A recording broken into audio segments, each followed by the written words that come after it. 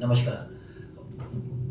सबसे पहले तो मुझे लगा कि मैं बहुत ही भाग्यशाली कलाकार हूँ जिसे ये किरदार निभाने का मौका मिला और मेरे लिए बहुत बड़ी बात है।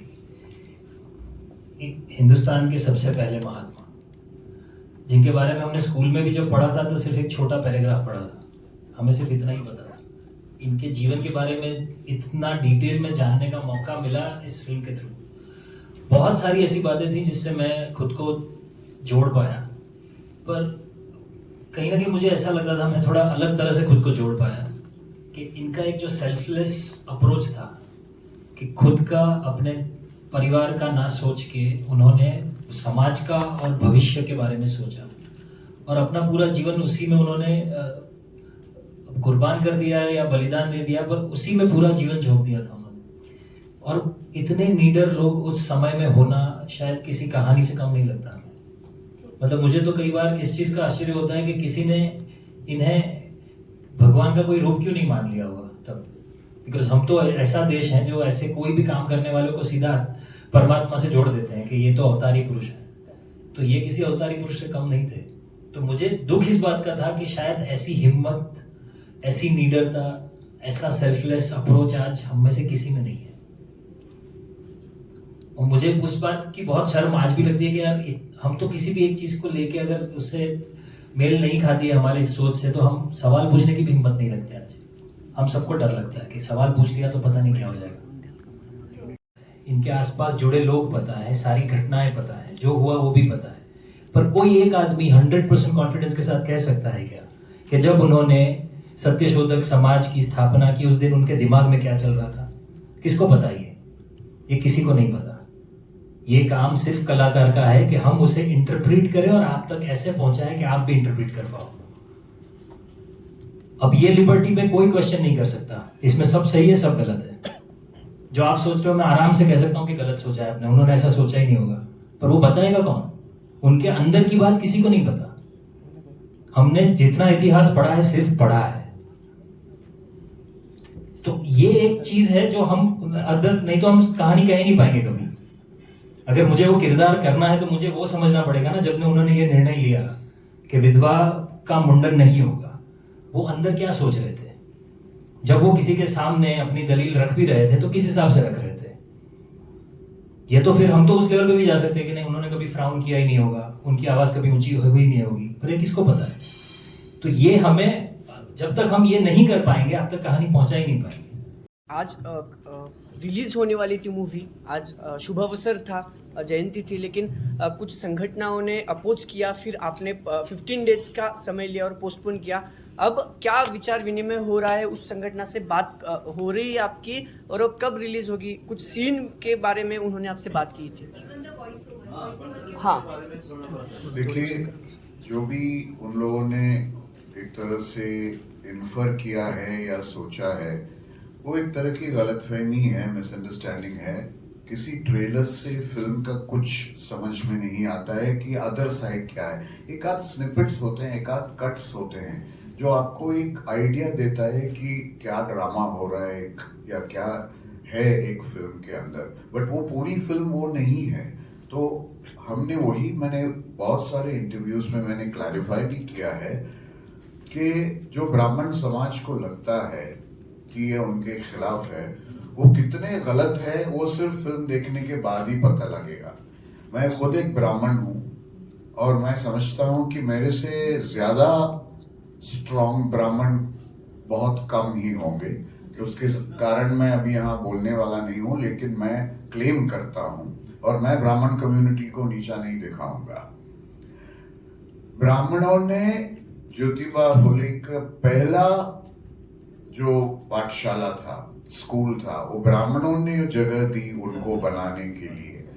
ब्राह्मणों के साथ वो ऐसे जुड़े थे, सत्यशोधक समाज बनने तक जुड़े थे और उनके जाने के बाद भी वो सावित्री के साथ जुड़े थे। ब्राह्मण और ज्योतिबा फुले का लव स्टोरी है, हेट स्टोरी नहीं है।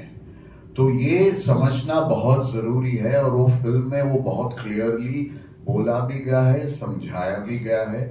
तो मैं समझता हूँ कि एक बार ब्राह्मण ये फिल्म देखेंगे, जो भी लोग इसका विरोध कर रहे हैं वो जब देखेंगे उनको पता होगा कि कितना बैलेंस्ड है हमारी फिल्म, क्योंकि किसी के खिलाफ जाने वाली बात है ही नहीं। ये कुछ चीजों को जो नीचे गिरा हुआ है उसको उठाने वाली बात है, दूसरे जो ऊपर है उसको नीचे लाने वाली बात नहीं है। तो सवाल है कि जो डिमांड किया गया था कि कुछ सीन्स कट करे, तो आपने अभी जो 25 अप्रैल को दिया है डेट, तो उसमें जो फिल्म में वो सीन्स कट होंगे या नहीं होंगे? देखिए, सेंसर बोर्ड ने जो इंसिशंस दिए हैं, जितने कट्स उन्होंने रेकमेंड किए हैं, हमने वो सारे कट्स इम्प्लीमेंट किए हैं और हमें सेंसर सर्टिफिकेट भी मिला है, क्लीन यूज सर्टिफिकेट मिला है। सेंसर्स का भी कहना है कि ये हर बच्चे को देखनी चाहिए ये picture, this is for education. लेकिन कुछ चीजों को उनको सॉफ्टन करना था, वो काटना नहीं था, सॉफ्टन करना था। हमने उसको सॉफ्टन करके दे दिया है और हमने सर्टिफिकेट भी मिल गया है। We have obeyed the law also and we have also explain to the citizens जिनको डाउट है। दोनों तरफ से हमने बैलेंस किया है, सब कुछ क्लियर किया है और 25 को हम रिलीज कर रहे हैं। लेकिन जब आपके घर में आपके बच्चों के आगे कुछ गुंडे अगर अटैक करेंगे तो आप बच्चों को पहले प्रोटेक्ट करेंगे, बच्चों को ये करके आप सामने जाएंगे, तो वो साहस उन्होंने दिखाया।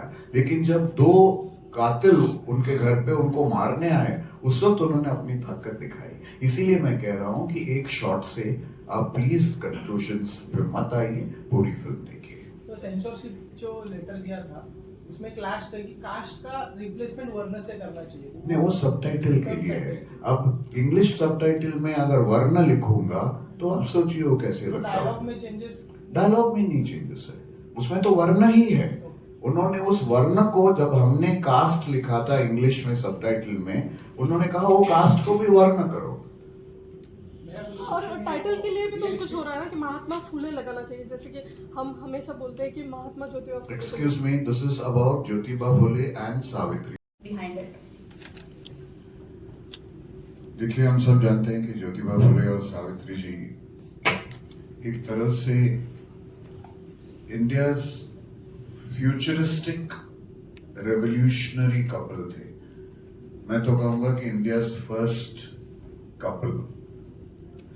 और 1850s में उन्होंने जो सोचा है भारत के लिए, सोसाइटी के लिए, वो शायद आज भी हम नहीं सोच पाते हमारे सोसाइटी के लिए। तो और उन्होंने बहुत ही कम उम्र में ये शुरू किया था, जब वो अपने बचपन में शुरू किया था। सो बहुत कुछ इस कपल के बारे में ऐसा है जो शायद हम किसी नॉर्मल आदमी से एसोसिएट नहीं करते हैं। तो एक तरह से ये बियॉन्ड, जो बोलते हैं ना, नॉर्मल लोगों से भी ऊपर, बहुत बहुत ऊपर थे। और इनकी जो बातें हैं, इन्होंने जो बातें की हैं, इन्होंने जो रिफॉर्म्स की है, इन्होंने रेवोल्यूशन की है और इतने ऑपोजिशन के खिलाफ रेवोल्यूशन की है, उसको सामने लाना एक बड़े मंच पर, हिंदी फिल्म जो अभी तक बनी नहीं हिंदी में, और एक ग्लोबल लैंग्वेज और एक ग्लोबल प्लेटफॉर्म पर इसे एग्जिबिट करना, यही उद्देश्य था और इसी उद्देश्य के साथ हमने ये फिल्म बनाई। फैंटास्टिक। और हमें वो हर बार अच्छा नहीं लगा है, लेकिन आपको मुझ पर भरोसा रखना पड़ेगा जब मैं कहता हूं कि मैं कभी भी, सिर्फ इस फिल्म में नहीं, जब भी मैं कोई बायोपिक बनाता हूं, मैं कभी भी सिनेमैटिक लिबर्टी नहीं लेता हूं। सिनेमैटिक लिबर्टी के नाम पे मैं कुछ भी बदलता नहीं हूं, क्योंकि उनकी जिंदगी में ही इतना कुछ ड्रामा है कि आपको कोई लिबर्टी लेने की जरूरत ही नहीं है। आपको सिर्फ उसको रिप्रेजेंट करना है, जिस तरीके से वो हुआ है फैक्चुअली रिप्रेजेंट करना है। और मैं समझता हूं कि सिनेमैटिक लिबर्टी बायोपिक्स में बहुत ही बेईमानी है। प्रतीक